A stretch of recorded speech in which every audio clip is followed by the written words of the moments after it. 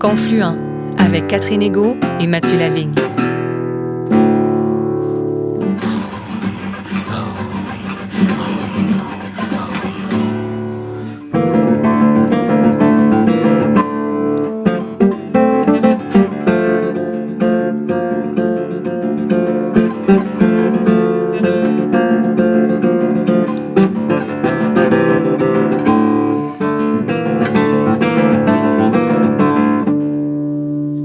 Bonjour Catherine, nous nous dirigeons cette semaine vers Wendake pour y rencontrer Nachin Rousselot. Bonjour Mathieu. En effet, Innu, originaire de Pessamit, notre invitée est la directrice du bureau des premiers peuples de l'Université Laval. Elle a aussi œuvré comme gestionnaire des services à la petite enfance à la Commission de la santé et des services sociaux des Premières Nations du Québec et du Labrador et comme journaliste à la Société de communication Atikamekw-Montagnais. Nachin Rousselot est aussi une femme de foi. Après une période de colère et de rupture, elle a renoué avec l'Église catholique dans la foulée d'un événement particulièrement fort et transformateur qu'elle nous raconte dans cette entrevue. Nachin, Nadine en Innu-Aïmoun, est également membre du conseil d'administration de Mission Chez Nous.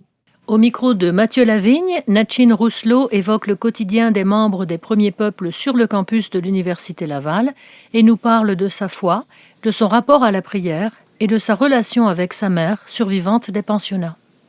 Notre invité nous explique également la cohabitation de sa foi catholique et de sa culture Innu, et même leur complémentarité.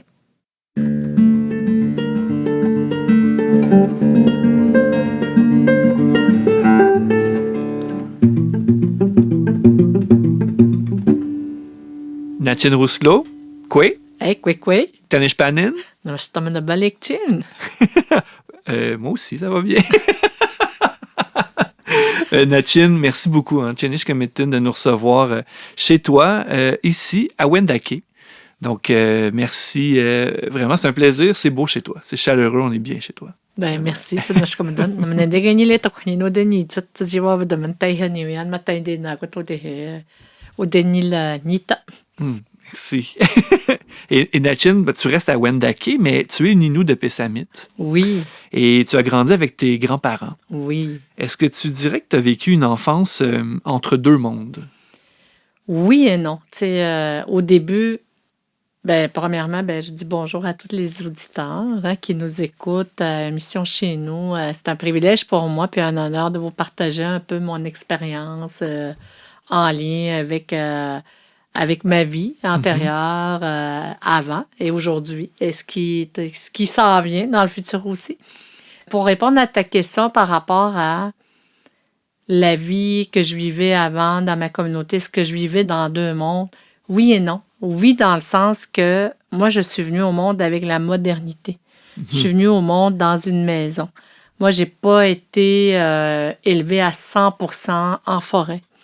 Dans le Nutsumet, comme on appelle. J'ai jamais vécu dans le Nutsumet. Par contre, on a plongé dans le Nutsumet partiellement quand j'étais jeune.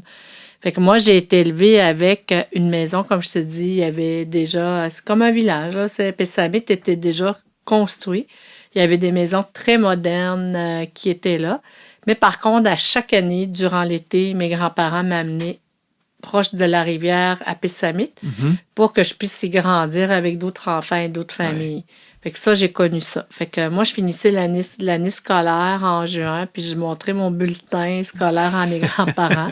Moi, mes grands-parents, je les ai appelés Kokunroy Manotawi, c'est-à-dire maman et papa, parce que c'est mes grands-parents qui m'ont éduquée de 3 mois jusqu'à la fin de mon adolescence. Puis je les appelais papa-maman dans ma langue Nakawi, Notawi. Puis quand je montrais mon bulletin, ils étaient bien contents, mais on était déjà prêts à embarquer dans le canot pour aller dans le territoire. Puis on n'était pas très loin au début. On restait souvent proche du quai des Brandes. Là, tu sais, quand tu traverses le pont de Pessamit, la route 138, bien, nous autres, on restait proche de là parce que mes grands-parents étaient beaucoup plus vieux. Tu sais, fait qu'ils nous amenaient proches, mais on y allait en canot au début. Avec un petit moteur, évidemment, pas trop gros, là. Fait que c'est comme ça. Fait que j'ai connu les deux. Mais une fois qu'on était proche de la rivière, le lieu s'appelle Kohobet, là, tu sais, c'est là qu'on était. Je ne vivais que quasiment 100% de la culture Innu. Mes grands-parents m'apprenaient beaucoup, beaucoup de choses de la culture. Oui, oui. Oui. Et ces moments-là, en forêt, sur Nuchimit, tu en conserves quoi? Beaucoup de choses, beaucoup d'apprentissage sur les mots, le mode de survie. Exemple, le rôle de la femme. Tu sais, parce que ma grand-mère me montrait, tu sais, comment aménager une tente. Nous autres, on n'avait pas des tentes prospecteurs carrées comme on voit, tu sais, comme dans la photo. Là, devant toi, tu as une photo d'une tente prospecteur carrée qui ressemble à une maison. Mes grands-parents, eux autres, il y avait comme un genre de chapetoine, là, si on dit, où la porte était centrale. Puis de chaque bord, il y avait des espaces pour dormir. Et le lieu de repas était soit sur ton lit ou le lit de tes grands-parents. Puis on avait une installation en arrière du poêle à bois. Fait que nous autres, on avait ce type d'installation-là. T'sais. Fait que c'est là que j'ai appris, avec mes grands-parents, comment prendre soin de ce mode d'habitat-là avec eux. Il m'a amené à la petite chasse. Ils m'ont amené à aller en territoire pour aller chercher le sapinage, comment placer le sapin. Comment positionner la tente. Là, il fallait toujours que la porte de la tente, la sortie, parce qu'on en avait juste un, il soit toujours en direction où le soleil se lève. Au début, je ne comprenais pas pourquoi, mais il fallait toujours positionner. Mon grand-père disait « Ah! » Puis « Chamde Tigomunio », ça veut dire le soleil se lève là. On met la maison en fonction de où le soleil se lève. Fait que c'était comme ça. Fait que j'ai appris aussi selon les cycles des saisons, même si je restais dans la communauté. J'ai appris à vivre quand même quelques éléments de la culture, tu sais, comme au mois d'août, tu sais, aller au bleuet, les framboises au mois de mai, tu sais. En tout cas, tu sais, il y a des cycles de saison où les petits fruits apparaissent, là. Fait que moi, je suivais ces cycles-là avec mes grands-parents, là, tu sais. Mais je n'allais pas en territoire parce que quand mes grands-parents allaient en territoire, exemple, à l'automne, moi, j'étais obligée d'aller à l'école parce que la loi nous obligeait à aller à l'école. Fait qu'on avait des écoles de bande de jour qu'on appelait. Là. Moi, j'ai connu la transition avec les religieuses au début qui géraient l'école, qui on avait des profs religieuses mixées avec des profs civils ou laïcs. Là. Et on avait très peu d'enseignantes Innu à l'époque. Je pense qu'on en avait une, c'est Marceline Canapé qui était. Et il y avait aussi, moi, à la maternelle, il y avait Madame Delvina qui était aidante à la maternelle 4 ans. Delvina Vachon, qui était ma première enseignante Innu. Une chance qu'elle était là, qui parlait Innu, parce que moi, mes premiers jours d'école, quand j'ai quitté mes grands-parents pour aller à l'école, je pleurais. Je pleurais tout le temps, je voulais pas les quitter, j'étais toujours insécure d'entendre le français que je comprenais pas du tout qu'est-ce qu'il disait. C'est ça aussi. Ça avait beau être une école de jour sur la communauté, mais la langue d'enseignement était le français quand même. Elle était complètement différente. Fait que, je savais pas comment parler en français, puis on n'avait pas la télé comme c'est aujourd'hui avec nos jeunes. Fait que, j'écoutais, on avait une télé, à l'époque, puis on était plusieurs là-dedans, puis on sait qu'à l'époque, la télé était juste en français. Il n'y avait pas d'émission en Innu. Puis il n'y avait pas beaucoup d'émissions pour les enfants. Fait que moi, mes grands-parents, ils ne nous autorisaient pas tout le temps à écouter la télé. Puis on avait un rythme de vie à respecter aussi. Là. Mes grands-parents, c'était quand le soleil se couche, tu te couches. Quand le soleil se lève, tu te lèves. Comme en territoire, c'était comme ça que moi, j'ai été éduquée. Donc, c'était, un mix, mais en même temps que dans la langue Innu. C'est ça.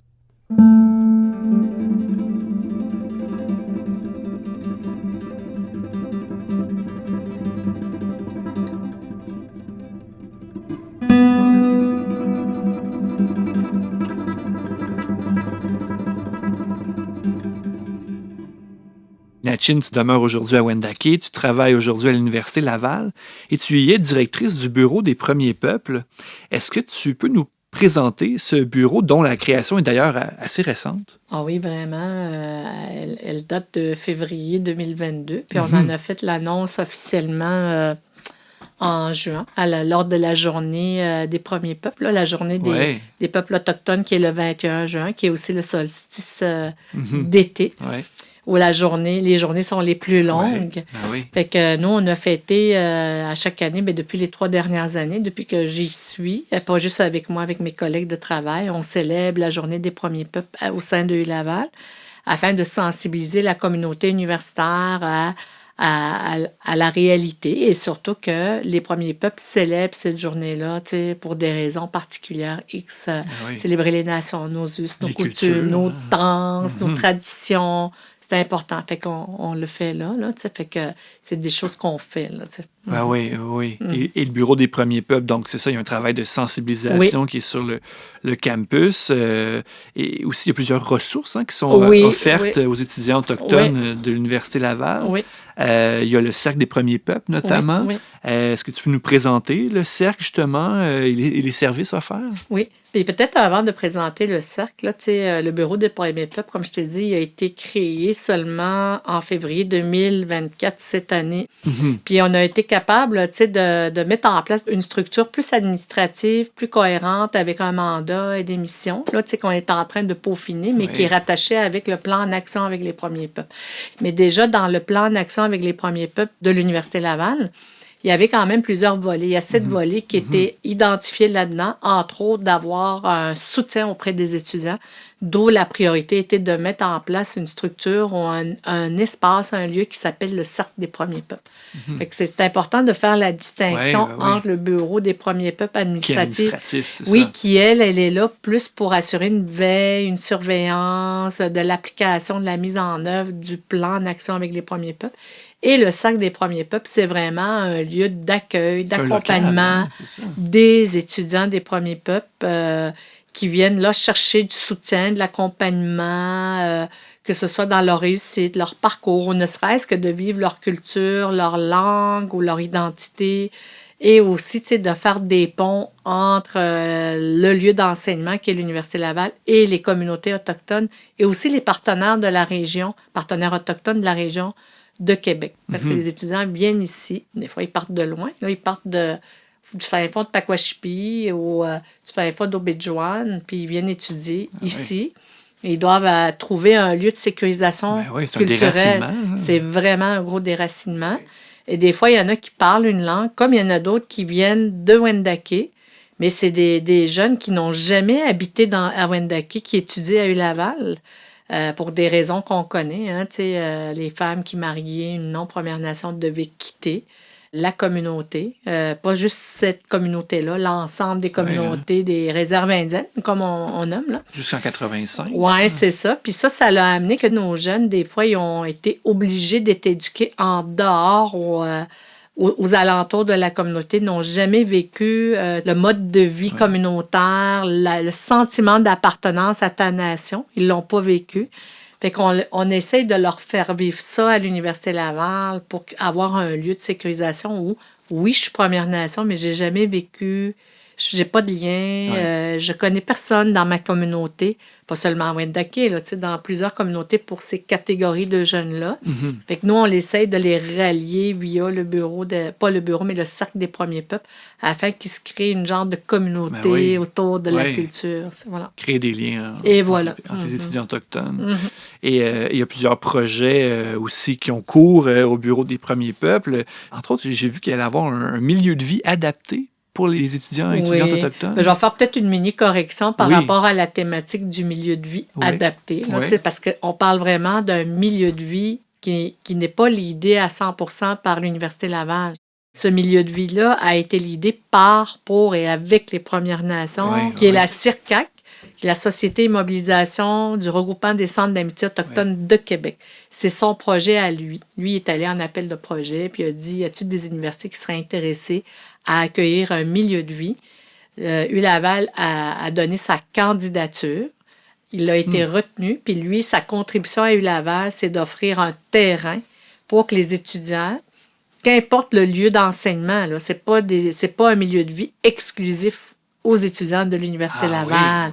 C'est un milieu de vie qui va faciliter le parcours des étudiants autant du cégep, autant de l'université, même de l'autre université qui est en train d'être construite dans la région de Québec, qui n'ont pas de lieu, ils pourront venir y habiter, puis ça va être vraiment un milieu de vie inter-établissement d'enseignement.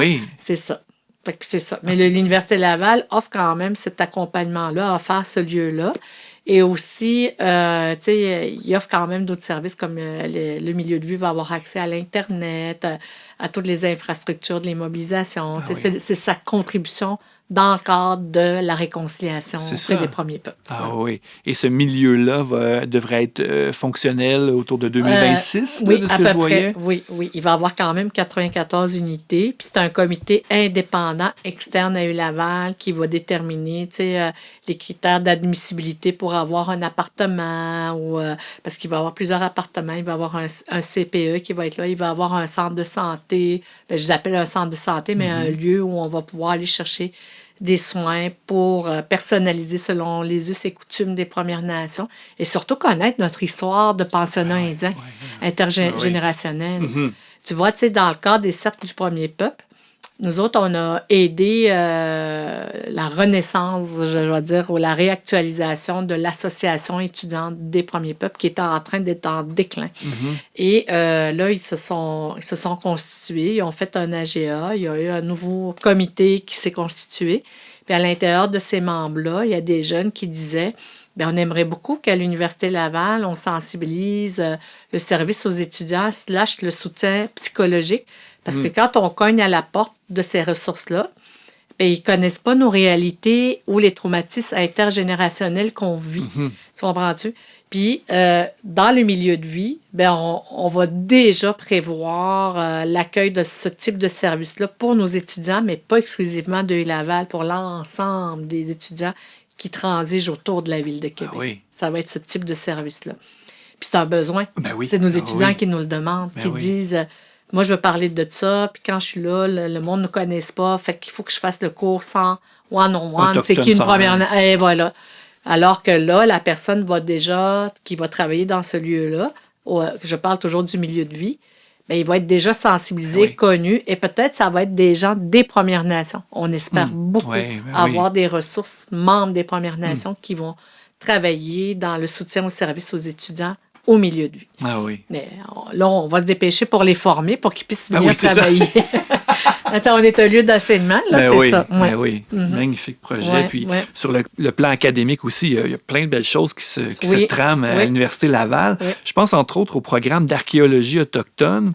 Pourquoi c'est important pour le Bureau des premiers peuples de participer à l'élaboration d'un programme de ce type-là? Parce qu'on parle des artefacts autochtones. On parle de l'histoire des Premières Nations. Quand on parle d'artefacts, c'est vraiment des objets qu'on découvre, qu'on trouve dans nos lieux, dans nos territoires. On sait qu'on a beaucoup été dépossédés par nos territoires, puis on sait que dans nos territoires, parce qu'on est vraiment dans des territoires non cédés, il faut bien le nommer. Puis c'est la position des Premières Nations au Québec, puis partout au Canada, dans beaucoup de cas. À part la Convention de la baie James, qui est particulière et du Nord. Ça, c'est une autre chose, mais on n'est pas là pour parler d'eux. Mais c'est juste pour dire que quand on parle de l'archéologie, on peut raconter l'histoire et relater les faits historiques à partir d'objets, d'artefacts. Aujourd'hui, ces objets-là ont une valeur inestimable parce que c'est une histoire. L'histoire, elle est là, elle est racontée. Puis on trouvait des fois des objets de travail, des os d'animal que les Inuits à l'époque probablement sculptaient, puis l'utilisaient pour pouvoir créer d'autres outils ou des vêtements, whatever. Mais c'est des choses qu'on trouvait, qu'on les ramassait, puis on mettait ça là. Puis les aînés les racontaient, puis les exposaient, mais sans être vraiment exposés comme on fait une exposition aujourd'hui. Puis l'archéologie, bien, on pense toujours que c'est juste des fouilles pour trouver des ossements ou des vieilles civilisations. Mais moi, ce que j'ai appris depuis que je suis à ULaval, l'archéologie peut raconter plein d'histoires, raconter, même consigner une partie du mode de vie d'une nation via son objet. Fait que c'est pour ça que c'est important pour nous que ce projet-là prenne naissance puis qu'on puisse mettre sur pied un programme, un cours pour que ces enseignements-là, on transmette ces connaissances-là dans nos communautés, mais on le fait avec les Premières Nations. C'est ça. L'équipe archéologie de l'Université Laval avec qui on travaille et nos jeunes étudiants, avec la collaboration des Premières Nations, on est arrivé à monter un beau programme d'archéologie autochtone. Puis c'est un peu le créneau du Bureau des premiers peuples, c'est-à-dire assurer une surveillance, une veille sur le par, pour et avec les Premières Nations. C'est ça.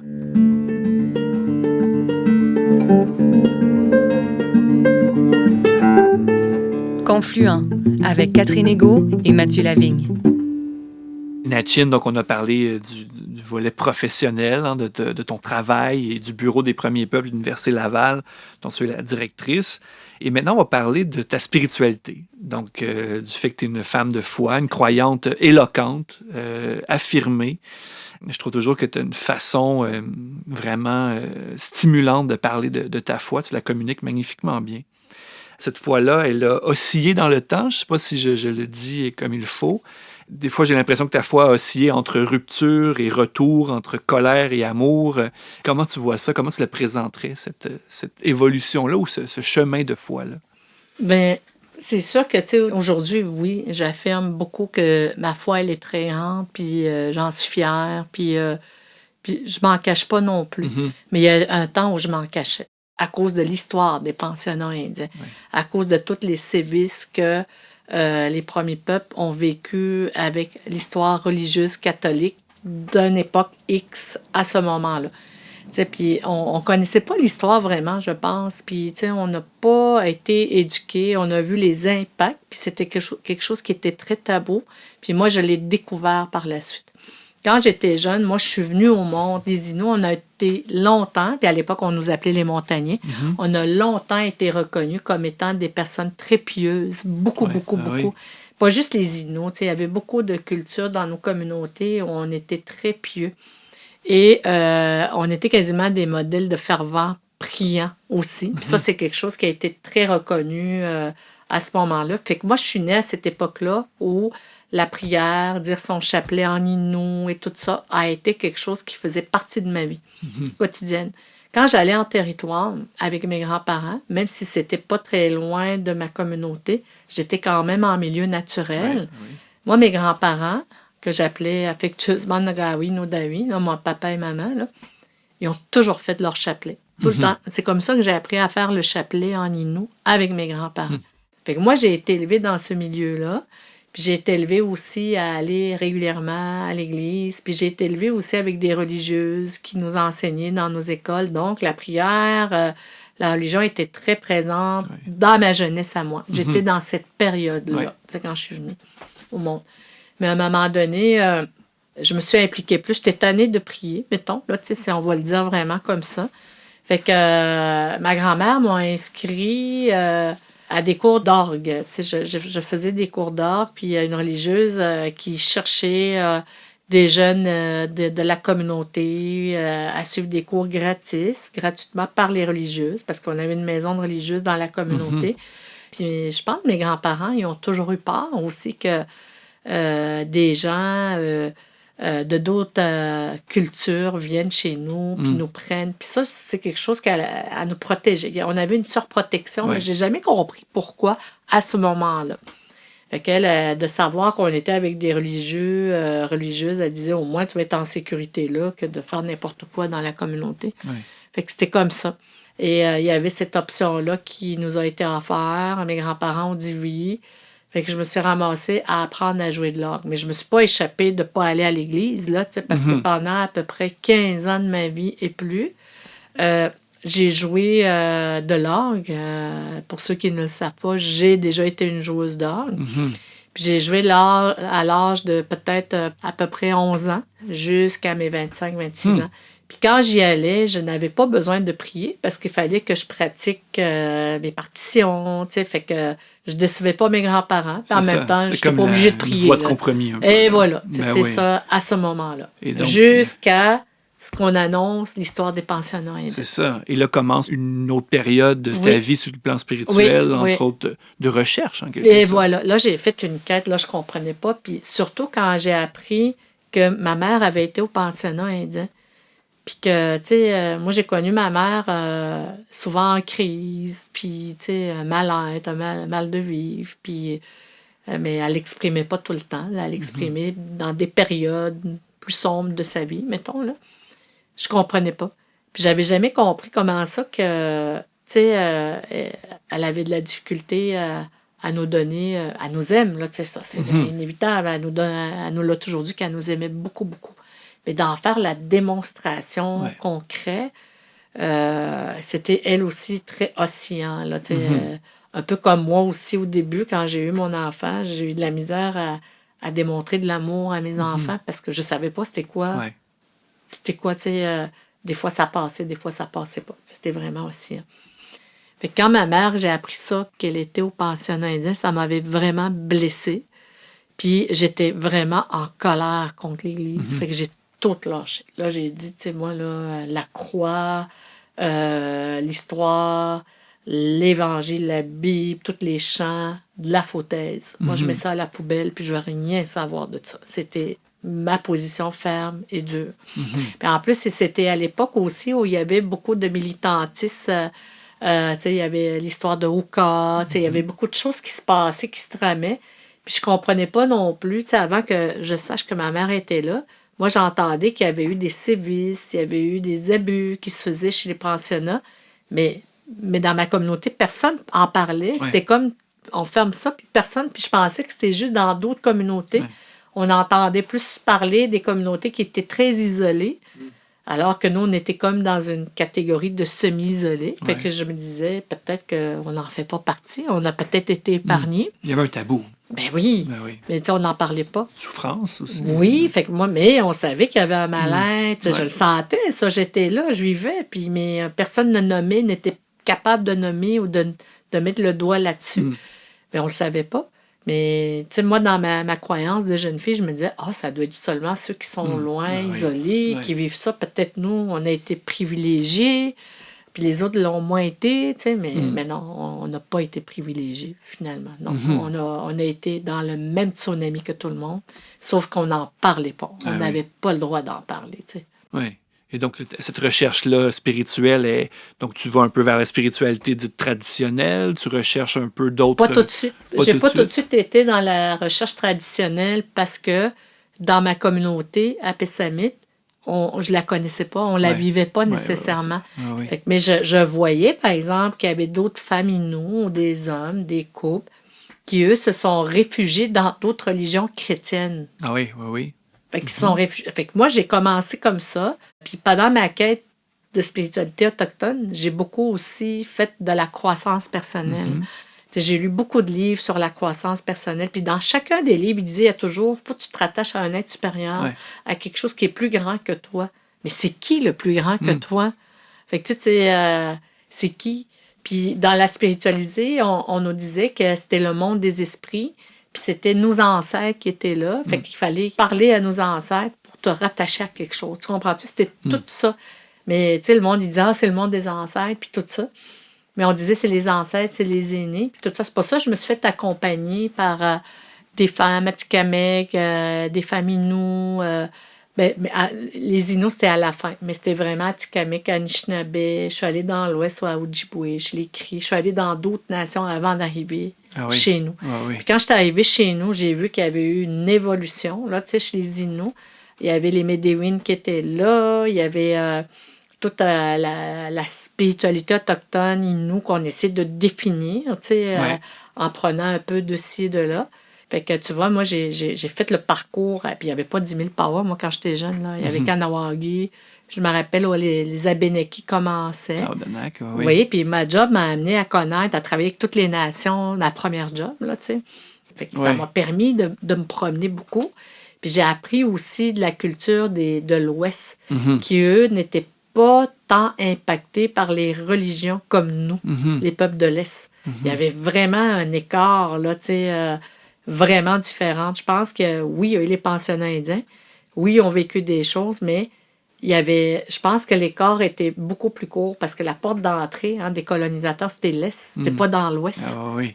Puis quand ils ont fait la Constitution du Canada, là, le Canada d'autrefois, il se rendait pas jusqu'à l'Ouest. Tu sais, le Canada arrêtait au Grand Lac et le Québec. Suivi le chemin de fer. Et voilà. Ben oui. Puis c'était pas l'autre bord. Donc, tu sais, c'était vraiment concentré ici. Ah oui. Fait que je pense que, tu sais, par la suite, oui, il y a eu une évolution, mais la culture a été beaucoup plus forte dans l'Ouest. Il y avait une mémoire. Et voilà, C'est tandis que chez nous, on l'avait, mais on n'en parlait pas tant que ça parce que la religion était plus présente. La première paroisse fondée au pays, c'est à Québec, la ville de Québec. Ah oui. C'est pas dans l'Ouest, là, c'est ça, la ville ben de oui. Québec, au Canada. Ouais. Là.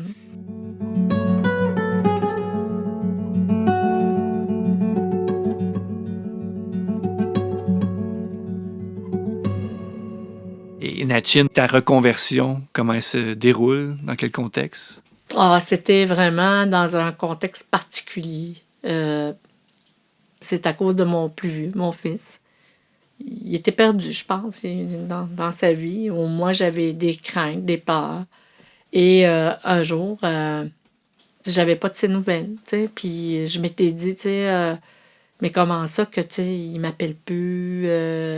Il avait ses raisons. Il avait tout à fait le droit. Il était déjà adulte en passant. Là, tu sais, mais nous, les familles, nous, là, tu sais, on est très protecteurs. Là. Puis, tu sais, quand t'as pas de nouvelles, il travaillait plus. Puis, il est pas allé chercher ses chèques de paye. Fait que moi, je me suis fait tout qu'un scénario. Hein, tu sais, fait que dans ma tête, pensant qu'il est peut-être mort, il s'est peut-être enlevé la vie, je me suis fait 10 000 scénarios dans ma tête. Puis à un moment donné, je savais plus comment m'en sortir, comment me garrocher. Puis j'étais en train de faire peur à ma famille parce que, tu sais, et à son père aussi, parce que, tu sais, je me disais, tu sais, il est sûrement arrivé de quoi, puis tout ça. Puis moi, je le cherchais. Là. J'ai appelé les policiers à Montréal. Il restait à Montréal à l'époque. J'ai appelé les hôpitaux, pas moi, mais j'ai demandé à mon mari, appelle pour moi, là, tu sais, parce que j'étais trop énervée, puis tout ça. Finalement, il n'était pas là. Fait que j'ai appelé tous ses amis, je les ai textés pour voir il est où, personne ne le trouvait, ni à son appartement, personne ne l'avait vu.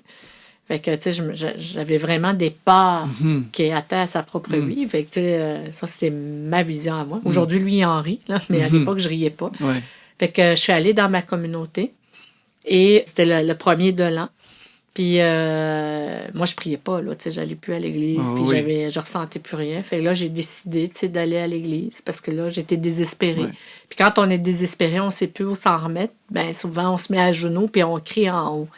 Mais là, je me disais, tu sais, je m'étais mis à genoux souvent, mais dans ma chambre, tu sais, je criais je sais pas quoi, là. Fait que je suis allée à l'église à Pessamit. Je suis allée devant la statue de la Vierge Marie et Jésus, puis je me suis mis à genoux, là. Puis j'ai dit à Marie, toi, là, tu sais, apparemment, c'est ton fils. Tu sais c'est quoi avoir un fils, hein, tu sais. Puis lui, son fils était parfait, pas le mien. Là. Fait que là, tu sais, j'ai dit, tu sais, peux-tu demander à ton fils qui est dans tes bras de me donner un signe, là, tu sais, que mon fils, qui est ton fils finalement, là, c'est ce qui est marqué dans la Bible, qu'on est tous tes enfants, que mon fils me donne un signe aujourd'hui, avant minuit. Puis je te promets que je vais toujours aller à la messe. Fait que c'est ça que j'avais promis. Je savais pas dans quoi je m'embarquais quand je faisais ça. Que j'ai dit, tu sais, pourquoi j'ai promis ça? Là, mais quand tu es désespéré, là, tu sais pas où te raccrocher. C'est ça que j'ai fait. Fait que ça a commencé comme ça. Puis mon fils m'a donné de ses nouvelles. Puis c'est là que mon parcours de reconversion a commencé. Ton fils t'a donné des nouvelles le soir même? Ben oui. Le soir même. Après, il t'a fait cette promesse. Oui. Puis vers 7h30 le soir, là, tu sais...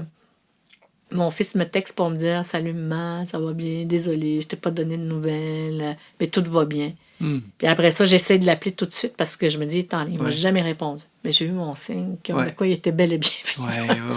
Mais après, là, j'étais tellement contente. Mais avant de me coucher ce soir-là, je me dis « Moi, je ma promesse, comment je vais faire? » J'ai une promesse honorée, là. Comment je vais faire? Fait que c'est là. Et une chose qui me frappe aussi, Natchin, c'est quand tu me parles de la prière et comment, quand tu pries en Inuaimun, c'est pas pareil que quand tu pries en français. Non. Si tu peux nous en parler. Oui, c'est tellement différent. Là, tu sais, déjà, juste le mot « prier ». Quand tu dis le mot « prier »,« Je te prie, Mathieu, écoute-moi, je t'en supplie ». Tu sais, on dirait qu'on supplie, tu sais, qu'on essaie de convaincre l'autre de nous écouter. Nous autres, dans la langue Innu, prier, ça veut dire « Aimiada ». Parlons avec lui. Ah oui. On parle avec quelqu'un. C'est une relation, là. C'est une relation. Ouais. Tu parles avec quelqu'un. Tu échanges. Fait que la prière en Innu, quand moi je parle, puis j'écoute plein de choses en Innu en lien avec la prière, puis tout a un sens pour moi dans ma langue. C'est pas pareil. Tu visualises, tu contextualises, tu vis l'émotion. Tu rentres dans ton cœur. T'es pas dans ta tête. T'es dans ton cœur. Tu sais, le Notre Père en Innu, Nutawinan, c'est pas la même chose que Notre Père. Tu sais, je vais le dire parce que il faut que je le récite, tandis que là, c'est mon cœur qui parle. C'est deux mondes différents. Tu sais, puis la vibration de mon cœur est différente quand je récite des prières dans ma langue que quand je les récite en français. c'est complètement différent. Probablement, ça doit faire la même chose pour ceux qui parlent anglais, français ou une autre langue, puis essayent de suivre la récitation de quelque chose. Hein. Ouais. Mais c'est complètement différent, là, tu sais, le sens, le symbolique, la vibration que ça a chez toi dans une langue, dans ma propre langue, Ninoïmoun, là, les lois qu'on dit nous autres, là, Ouais. à Pessamit, c'est pas pareil. C'est Ouais. complètement différent. Puis je le ressens vraiment plus. Puis depuis ma conversion au début, tu sais, on dirait que tout a pris sens dans ces mots-là. Fait que moi, j'ai appris, oui, à réciter des prières, mais j'ai surtout appris à me connecter à ma langue pour comprendre le sens des prières. Puis c'est ça qui fait que ma conversion a été en mode accéléré aussi. Ouais. Ah oui.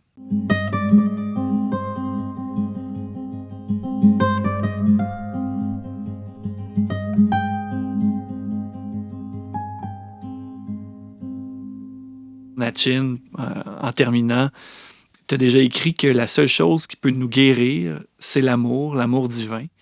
Est-ce que cet amour a été et continue d'être au cœur de ton propre chemin de guérison? Oui. Ouais.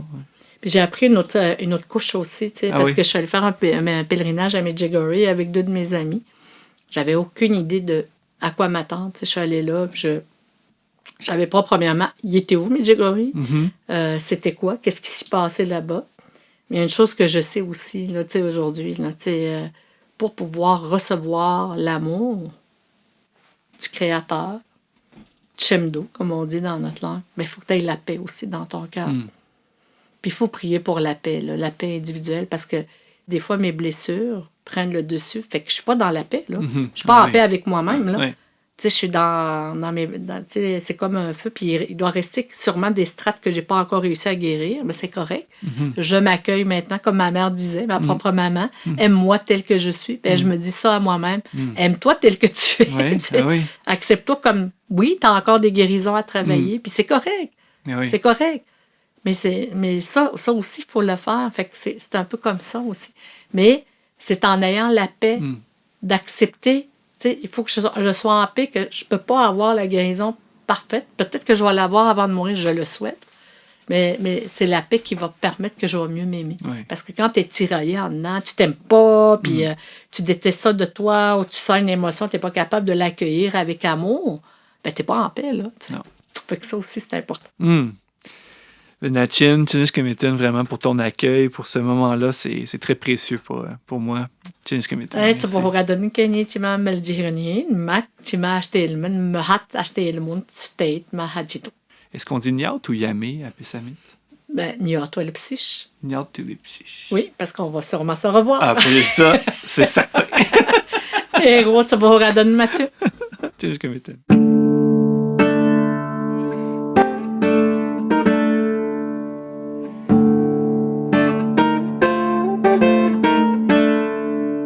Un grand merci à Natchin Rousselot de son accueil généreux chez elle, à Wendake, où elle nous a parlé avec passion de sa foi et de son travail comme directrice du Bureau des Premiers Peuples de l'Université Laval.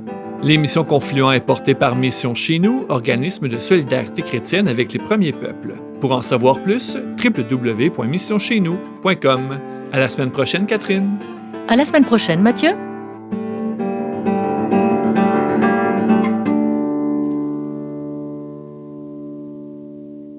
Cette émission est produite par l'organisme Mission Chez Nous avec le généreux soutien financier des œuvres Marianne Lavallée, de la Fondation Lucien Labelle et du Fonds Roland Leclerc.